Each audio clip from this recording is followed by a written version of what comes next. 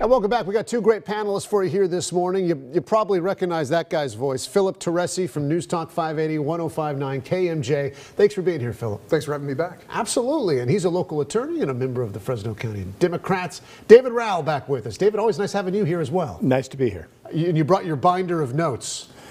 I did. I like that. Well, I like to be prepared. Well, good, because there's been a lot of information that's been coming out here recently. I mean, just keeping up with everything. There's been so many things moving, and we're talking on Thursday, so we don't get into specific numbers because new numbers are coming out all the time. But there's some things that we can't say. We can say that right now Democrats are going to have in the state that supermajority once again, the Assembly, the state Senate. What is that going to mean for this state? Philip, I'll start with you. I think that it means an opportunity for some of the Democrats who have felt compelled to play to the left of their natural proclivities to relax a little bit. And I think that here in the Valley, there's an opportunity for the Democrats that turned seats to kind of be that seat at the table that we weren't getting with Republicans in those same seats. So Melissa Hurtado, Ana Caballero, I mean, the fact that they can now be in on the discussions, they can be in on the ground floor of some of these. They've got a 100% better chance of not being in the doghouse just by virtue of having an R after their name. Yeah, see, it's an interesting take, I think, that a lot of people, a lot of conservatives maybe take heart that maybe there might be local representation. Is that maybe glass half full thinking right there, or is? Yeah, I think that we've learned a lot in the last 2 years of politics, and one of those has been that you cannot root for failure. If you get somebody who doesn't line up with you 100%, you still want to see success. That rising tide lifts all ships.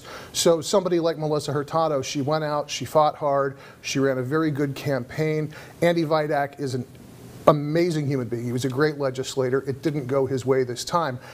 Nobody's going to root for Melissa to fail. We want to see her go represent the entire Valley. A lot of people were surprised by that result, David. Were you surprised? I was surprised. I was not paying as much attention to that campaign as to some others.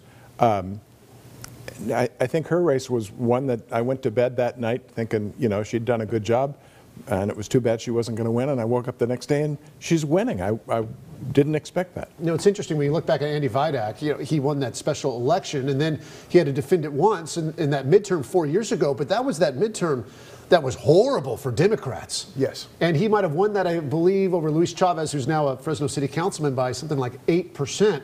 So you look at it like maybe people should have been expecting perhaps a better showing for Melissa Hurtado, and sure enough, she got it done. Perhaps. She was a good candidate. You know, she worked really hard and she just stepped up, and I think she deserves the win. I'd love to just know your general reactions to what we're seeing right now in the David Valadao TJ Cox race, because everybody said this thing was over, and maybe it is. Maybe Valadao's going to end up walking away, you know, comfortably, but it doesn't feel comfortable right now. It doesn't, and I think that David's losing sleep over this. He ran a really good campaign, and it was easy to run a tough campaign, I think, because of Cox's political resume. That it is so close, I think, speaks volumes about the attitude of the country right now. Here we are in a midterm, and this midterm was a referendum on the president. And there's a lot of people who took for granted that I also went to sleep thinking, oh, I don't need to watch the Vidak race, and woke up going, oh, Andy's out. Well, now with David Valadao, I very much the same feeling, and here we are once again kind of watching him hang on by his fingertips. Even Democrats, I can only imagine, David, got to be thrilled right now, because it does show for a while. Here's the thing, Democrats are looking at this district, right, where they have such a voter registration advantage. Absolutely. And yet every single time Valadao, against some impressive people in some places, just casting them aside. And all of a sudden, oh my goodness, he's human. Perhaps he can bleed. You know what I mean? So even if perhaps TJ Cox comes up short this time, does this mean that the Democratic Party puts a giant bullseye on him 2 years from now? Well, I think it does. Even if TJ is ultimately not successful this time, I think he did a good job. I think he is a great candidate, and like everybody else, he gets tarred with allegations that maybe aren't appropriate. But I think he's in a good position for 2020. This does get, this race got pretty nasty This was one of those races that went negative. Yeah. You Yes. know, and it went negative pretty quick, and it went negative on both sides. Both sides were throwing punches. Were there any changing of strategy have altered anything, or is this really the only way this race could have gone? I think that the way that the landscape is right now, there was no option to course correct. Everybody's in a mood for mudslinging. Politics is blood sport, or it has become blood sport. And had anybody taken the high road, they would have been eaten alive. I think that might even be part of what we saw with the Vidak-Hurtado race. Not that Melissa didn't also run a clean campaign, but it was this very kind of quiet run. And then you've got the Jans Nunes race, which was maybe the most acrimonious race I've seen for a congressional seat. It was incredible. And it was, Andrew accomplished something with the way that he ran his campaign with the numbers that he pulled. Now we've got Cox creeping up on David, and I think that again says something about people enjoying the throwing of punches, even if it's not necessarily, excuse me, the final deciding factor in how they vote. The fact that we're still counting ballots right now at this point, is this a problem? Is there something wrong with this, David? No, I don't think there's anything wrong with this. I think it's like everybody you hear on the news now saying, just count the ballots, count every one. This is America. This is democracy, right?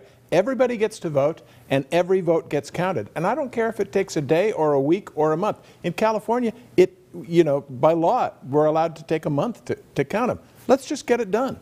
But we're so used to, here we are in 2018, we're so used to, I have a question about anything, I can pull my phone out of my pocket and I can have the answer as long as my Wi-Fi is working immediately. Sure, but this is different, This is every citizen in the state casting a ballot on these important issues. And so, there's a big push towards vote by mail and early voting, and that's a great idea, and that eases the burden on poll workers. So TJ Cox never conceded.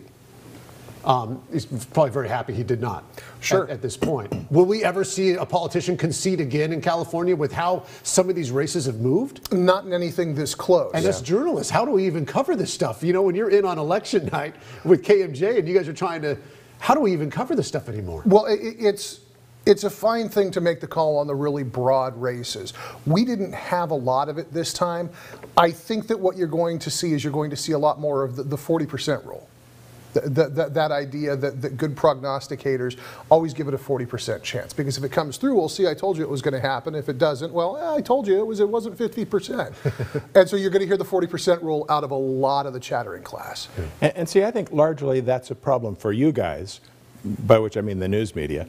You want to break the story. We're going to call this race for this person. Yeah, well, and we want to be right. And you want to be first. Yeah. My training, as you know, is a lawyer, right? So I imagine if I was running and the numbers are coming in and somebody came to me and said, are you going to concede? I wouldn't say, okay, I've won, I've lost. No. I'd be saying, well, the numbers as they are now mean that I've won or I've lost, but they're not all in. We have to wait and see. I think that's what we do. I have no desire in being first on this ever, because eventually I'm going to get super burned by it. Guys, thanks so much. Hang tight. We got some more stuff to cover, but coming up after this, he's being blamed loudly for the failure of Measure P. But Fresno Mayor Lee Brand says there is a way forward for a parks plan, and one that might include his biggest critics. He joins me next.